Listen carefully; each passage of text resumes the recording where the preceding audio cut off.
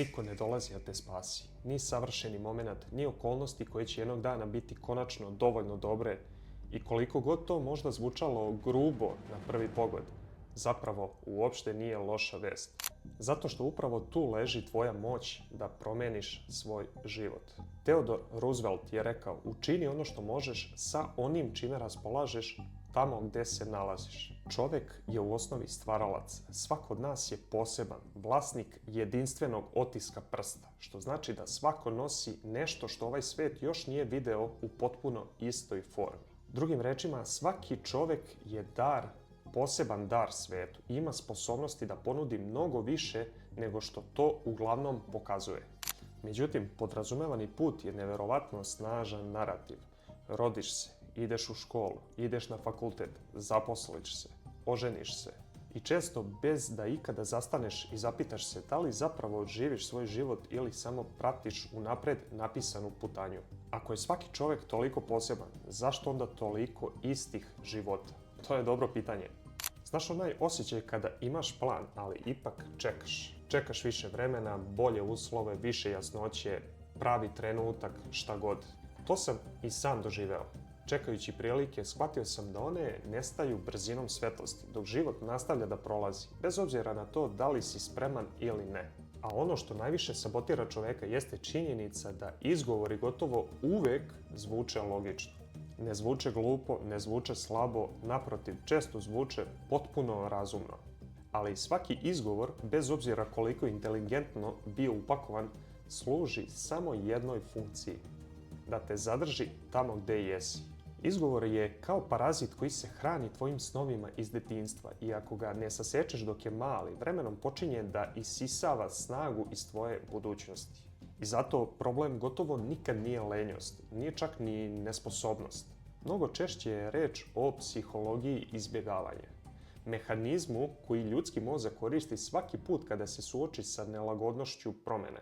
A da bi stvarno razumeo zašto ljudi ostaju zaglavljeni godinama, moraš prvo razumeti kako funkcioniše psihologija izbjegavanja. Zašto većina ljudi ostaje prosečna, progutana od strane mase? Ne zato što nisu talentovani, ne zato što nisu pametni, ne zato što nisu posebni, već zato što su naučili da odgovornost konstantno prebacuju dalje. Izgovori poput nemam vremena, samo još nije pravi trenutak, samo da se ova situacija stabilizuje. To su sve bili i moji izgovori. A znaš šta je zajedničko svim ovim rečenicama? Subjekat nisi ti. A kada ti nisi subjekat svog života, vrlo brzo postaješ objekat tuđih odluka, okolnosti i sistema koji odlučuju umjesto tebe. Psihologija izbjegavanja veoma jednostavno funkcioniše. Onog trenutka kada se pojavi pritisak, neizvesnost ili mogućnost neuspeha, mozak automatski traži najbrži izlaz iz neprijatnosti. A taj izlaz je objašnjenje, racionalizacija, priča koja ti omogućava da trenutno ne osjećaš nelagodu. I da se razumemo, često stvari i nisu potpuno naša krivica. Ali problem nastaje kada izgovori dobiju toliko prostora da počnu da ruše tvoje snove, ambicije i identitet koji si nekada imao. Jer svaki put kada prihvatiš izgovor, ti ga jačaš i upravo tu se nalazi zamka. Ako konstantno objašnjavaš zašto nisi nešto uradio, vrlo verovatno zapravo izbjegavaš ono što znaš da bi mogao da uradiš. Ovdje dolazimo do stvari koja zaista menja sve. Odgovornost nije kazna, odgovornost je poluga. Kada čovjek kaže na meni je, to ne znači da je kriv za sve što mu se dogodilo. To znači da prihvata kontrolu nad onim što će dalje raditi sa tim, ma šta god se dogodilo. I upravo tu nastaje ogromna razlika između reaktivnog i odlučnog čovjeka. Ne u okolnostima, već u tome ko drži kormilo. Reaktivan čovjek stalno pita zašto mi se ovo dešava. Odlučan čovjek pita šta ja radim po tom pitanju. Samo jedna rečenica razlike, ali potpuno drugačiji život. Odgovornost se meri kroz sistem konkretnih akcija, zato postoji sistem koji te pomera ka cilju. Jer odgovornost bez strukture je samo lepa želja, a lepe želje bez akcije ostaju ništa više od potencijala koji nikada nije iskorišćen. Zato je potreban sistem. Prvi korak je da ukloniš spoljnu krivicu. Počni sa jednom rečenicom, na meni je. Odgovornost nije teret na leđima, već Arhimedova poluga. Ako je postaviš na pravo mjesto, možeš pomeriti čitavu planinu loših okolnosti. Drugi korak je da definišeš jedan merljiv ishod. Ne radit ću na sebi, nego do petka završavam ovu jednu stvar.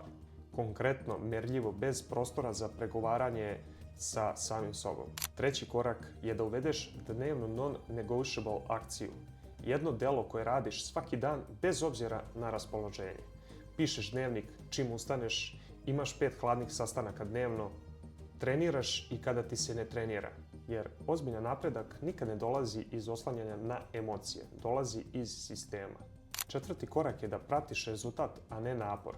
Nije važno koliko si se trudio, važno je šta si napravio. Napor bez rezultata je kao trčanje na pokretnoj traci. Možeš se znojiti satima, ali ako nemaš konkretan rezultat, zapravo stojiš u mjestu. Peti korak, ubij izgovor odmah. Čim se pojavi, saseci ga, imenuj ga, jer sabotera je uvek lakše pobediti dok je mali, a svaki put kad mu popustiš, ti ga zapravo hraniš. Pravilo je jednostavno, ako konstantno objašnjavaš zašto nisi, upravo to je razlog zašto nisi. Vratit ćemo se na početak. Niko ne dolazi i to je konačno dobra vest, jer to znači da ne moraš više da čekaš na odobrenje devojke, prijatelja, rodbine, komšije, koga god. Nekoga ko nikad nije ni trebalo da dođe. Jer ono što je potrebno znati, dok čekaš, drugi grade, dok overtinkuješ, drugi rade, dok pregovaraš sa sobom kako da izbjegneš akciju, drugi napreduju upravo zato što urade ono što je neprijatno. Nije stvar u tome koliko karata imaš u rukama, već kako igraš sa onima koje su ti podeljeni.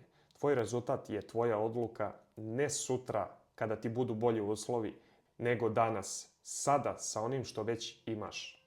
I kada jednom usvojiš takav način razmišljanja, stvari možda neće odmah postati lake, ali će gotovo sigurno postati bolje. Zato počni odmah da se ponašaš kao osoba koja želiš da postaneš. Ako ti je ovo bilo od koristi, lajkuj, šeruj, subscribe se na kanal, ono zvonce dole. Hvala na pažnji, do sljedećeg druženja.